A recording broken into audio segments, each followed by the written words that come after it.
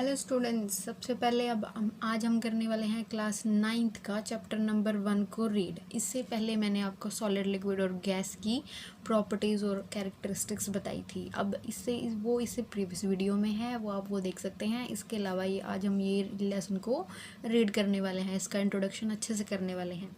तो सबसे first chapter है मैटर इन अवर सराउंडिंग। हमारे आसपास की जगहों पर क्या क्या चीज़ें हमें दिखाई देती हैं, उनके बारे में अब हम पढ़ने वाले हैं।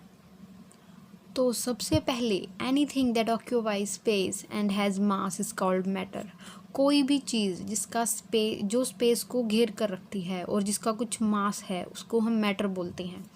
जैसे हमारे आसपास कोई भी चीज़ है वो मैटर से बनी है। Like a book occupies some space. कोई भी बुक है वो कोई ना कोई स्पेस ज़रूर ऑक्यूपाई करती है। अब देखो, हमारे आसपास सारी चीज़ें सॉलिड, लिक्विड या गैस होती हैं। ये 3 फॉर्म होती हैं किसी भी मैटर की, लेकिन इसके अलावा थर्ड फॉर्म भी हो सकती है, वो होती है प्लाज्मा। उसको हम ज़्यादातर कंसीडर नहीं करते स्मॉल क्लासेस में। जैसे आपकी क्लास 9th है, तो अगर आप आगे जाएंगे नेक्स्ट क्लास में तो आपको वो भी पढ़ने को मिलने वाला है। तो सबसे पहले हमारे बेसिक एलिमेंट्स के बारे में बताया गया था कि हमारे आसपास सबसे बेसिक एलिमेंट कौन से हैं। देखो, ग्रीक्स ने बताया था सबसे पहले, जैसे sky, air, fire, water and the earth. वो बोलते हैं ना कि हवा, पानी, आग, ये सारी चीज़ें हमारे आसपास होती हैं। तो इन सबको पंच तत्व भी कहा जाता है। तो पंच तत्व हमारे वो हैं sky, air, fire, water and earth. अब इसके अनुसार हमारे आसपास जितनी भी चीज़ें हैं वो अगर स्पेस ले रही हैं और उनका कुछ मास है तो वो उसको हम मैटर बोलेंगे। ठीक है। तो सबसे पहले है physical nature of matter. Matter का नेचर कैसा होता है। Matter is made up of particle. कोई भी मैटर है वो छोटे छोटे पार्टिकल से बना है। छोटे छोटे पार्टिकल से भी छोटे छोटे एटम्स होते हैं जिनको हम माइक्रोस्कोप के अंदर देख सकते हैं। बहुत सारे पार्टिकल्स होते हैं, ये एक कॉन्टिन्यूस तरीके से बने होते हैं। जैसे कोई मैटर, कोई भी सॉलिड चीज़ हमें दिखाई देती है तो उसमें क्या होता है कि उसके जो सारे एटम्स हैं वो एक अरेंजमेंट के अंडर लगे होते हैं। जैसे matter is continuous like a block of would. जैसे लकड़ी की तरह मैटर कॉन्टिन्यूस तरीके से बना होता है। तो लेटस इसके अंदर हम क्या क्या देखने वाले हैं। इसके अंदर हमें बहुत सारी चीज़ें देखने को मिलने वाली है। जैसे अगर हम कितना पानी लें, 0.05 ग्राम, तो इसके अंदर कितने पार्टिकल्स होंगे, 10⁻21 पार्टिकल्स इसके अंदर पानी के अंदर होने वाले हैं। तो पार्टिकल जो हैं वो बहुत ज़्यादा होते हैं किसी भी कम अमाउंट के अंदर, और किसी भी बहुत सारे अमाउंट के अंदर भी इनकी संख्या कम भी हो सकती है। इनकी संख्या कम ज़्यादा हो सकती है डिपेंडिंग अपॉन देयर नेचर, कि किसी भी नेचर का मैटर जो है उसका क्या नेचर है। ओके।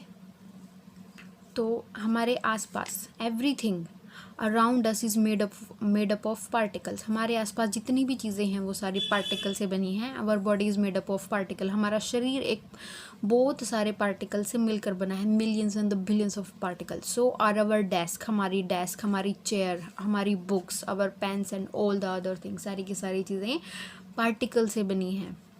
इसके साथ साथ हमें कोई भी चीज़ दिखाई देगी ना, हर एक चीज़ जो स्पेस घेर रही है और जिसका कुछ मास है, उसको हम बोलेंगे मैटर।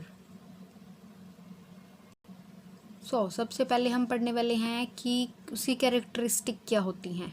देखो, कैरेक्टरिस्टिक्स होती हैं किसी भी चीज़ की विशेषताएं। सबसे फर्स्ट है particles of matter have space between them.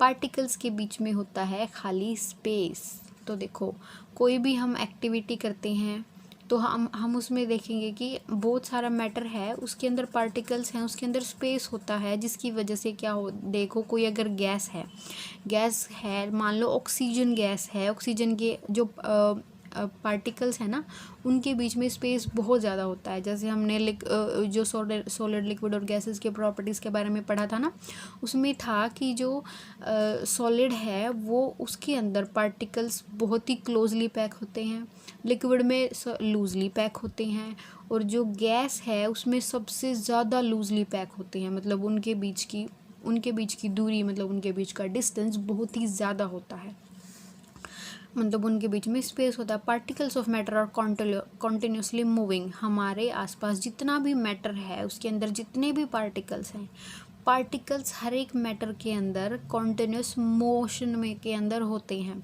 कोई भी चीज़ है, बीम ऑफ सनलाइट देखी होगी आपने, सनलाइट अगर किसी छोटे से होल से आपको आती हुई दिखाई दे तो आपको उसमें दिखाई देगा कि टाइनी डस्ट पार्टिकल जो हैं वो उसके अंदर तैर रहे होते हैं, फ्लो कर रहे होते हैं, स्विमिंग की तरह चल रहे होते हैं। तो ये एक चीज़ दिखाई जाती है कि हमें जो हर चीज़ जो है वो मोशन में है, तो डस्ट के पार्टिकल्स भी मोशन में होते हैं।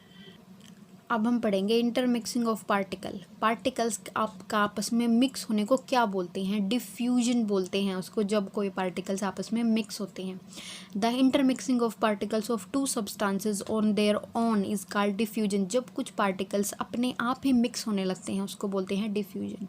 डिफ्यूजन के अंदर क्या होता है कि कोई भी दो पार्टिकल्स का या तो टेम्परेचर, प्रेशर चेंज हो जाने की वजह से वो आपस में डिफ्यूज़ होने लगते हैं। अब देखो इंटरमिक्सिंग हो जाती है उनके पार्टिकल्स की किसी भी दो सब्सटेंसेस के, तो उनको बोलते हैं हम डिफ्यूजन। अब इसमें जो rate of diffusion in liquids is higher than in solid, कि जो डिफ्यूजन की रेट होती है लिक्विड्स में वो हायर होती है सॉलिड की बजाय, और जो गैसेस होती हैं उनके अंदर और भी ज़्यादा होती है। अब इसकी ज़्यादा होने का क्या रीज़न है कि उनके बीच में इंटर पार्टिकल जो फोर्सेस है वो कितनी है। अगर फोर्सेस उनके अंदर ज़्यादा है तो उनकी इंटरमिक्सिंग लो हो जाएगी। अब देखो, particles of matter attract each other. Particles होते हैं जो मैटर के, वो एक दूसरे को अट्रैक्ट करते हैं। अगर वो अट्रैक्ट नहीं कर रहे होते तो वो एक दूसरे को बांध कर ही नहीं रख सकते। अगर वो अट्रैक्ट करेंगे तो ही बांध सकेंगे एक दूसरे को, और पार्टिकल्स बहुत सारे मिलने के बाद एक मैटर बनेगा। मैटर के बाद हमें ऑब्जेक्ट्स मिलेंगे। The particles of matter attract each other, they are some forces of attraction between the particles of matter which bind them together. तो ऐसी बहुत सारी फोर्सेज होती हैं जो उनको बांध के रखती हैं, और सबसे मोस्ट इंपॉर्टेंट फोर्स है उनकी इंटरमोलिकुलर फोर्सेज। इसकी ये 3 कैरेक्टरिस्टिक तक ही करना है, इसके बाद नेक्स्ट टॉपिक करेंगे। Okay, thank you.